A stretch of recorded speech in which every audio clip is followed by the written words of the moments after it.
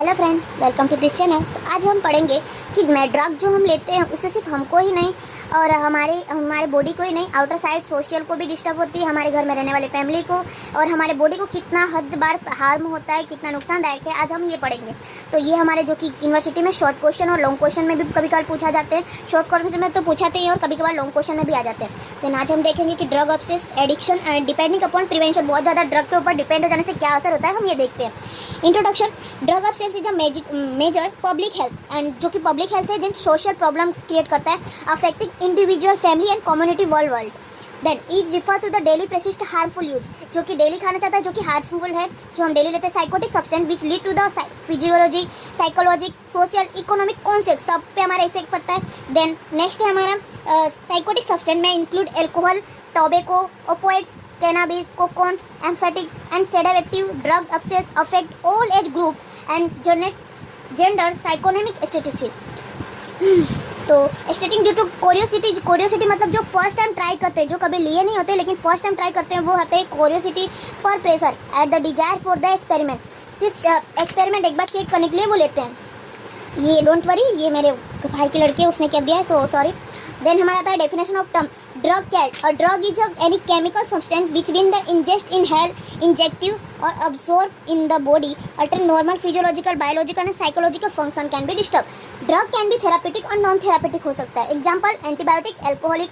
Therapeutic कब होगा? जब आपको बीमारी हो रहा है, कोई भी कोज होने की वजह से, डिसीज होने की वजह से आपने कोई मेडिसिन लिया, जैसे कि पीसीएम लिया और पीसीएम लेने की वजह से आपका वो फीवर ठीक हो गया, ओके, नो इशू, देन वो थेरापेटिक में आएगा। लेकिन उसको अगर आप ड्रग को बहुत ज़्यादा मात्रा में लेते हैं तो वो नॉन थेरापेटिक में, जो को हमारे लिए प्रॉब्लम क्रिएट करता है। देन हमारा था ड्रग अब्सेस। यही है ड्रग अब्सेस, जो कि हमने ड्रग को लिमिटेड मात्रा में नहीं, उससे ज़्यादा मात्रा में जो लेते हैं मेडिसिन, उसको ड्रग अब्सेस बोलते हैं। मतलब drug abuse is a persist of sporadic excessive use of substance in question with in related unacceptable medical practice. Explanation. Drug abuse involve, explanation क्या है? Drug abuse involve legal substance like alcohol and tobacco, unlegal substance like heroin, cannabis, जो कि inlegal है। Abuse leads to physical harmful होता है, psychological disorder होता है, social disturbance होता है, जो कि लीगल इशू, फाइनेंशियल लॉस भी कराता है, सोशल डिस्टर्बेंस, ये सब खाने की वजह से हमारे फैमिली में इशू आते हैं।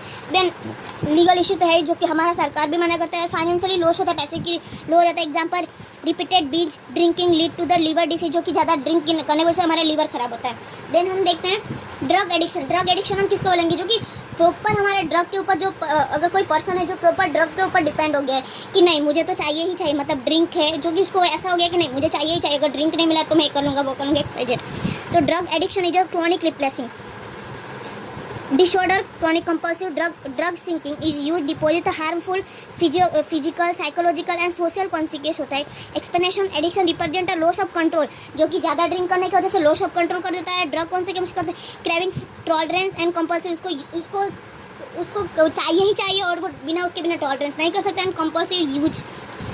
देन हमारा आता है ड्रग डिपेंड्स, जो कि उसको हैबिट हो चुकी है, जो हैबिट हो गई कि नहीं मुझे चाहिए। Then drug depend is a ascent which function normally only is present of the drug.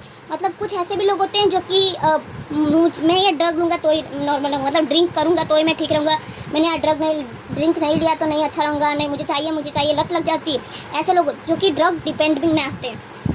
And experience strong desire और compulsive to continue its use.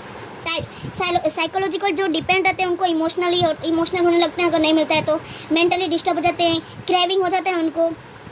ऐसे लोग जो रिलायंस टू द एल्कोहल चाहिए, नाइकोटिन सब्सटेंस चाहिए, इरिटेबल हो जाते हैं नहीं मिलने पर, एंजाइटी जैसे हो जाती है, क्रेविंग होने लगती है उनको। देन फिजियोलॉजिकल जो डिपेंड होते हैं कि नहीं body adopt to the presence to the drug, opiate, alcohol. Then third आता है टॉलरेंस, जो कि बहुत ज़्यादा ड्रग लेने लगते हैं, ऐसे लोग जो कि ड्रग डिपेंडिंग में आते हैं। फिर आता है हमारा लास्ट आता है विड्रॉल सिम्टम, जो कि हैबिट आफ्टर यू, मतलब कुछ ऐसे भी होते हैं जो कि अगर किसी चीज़ का आपको हैबिट हो गया, ड्रिंक या ड्रग, किसी भी चीज़ का हैबिट हो जाने के बाद अगर आप अचानक स्टॉप कर देते हैं तो उसको फिजिकल, साइकोलॉजिकल एंड सोशोलॉजिकल तीनों तरफ से उसको डिस्टर्ब होता है।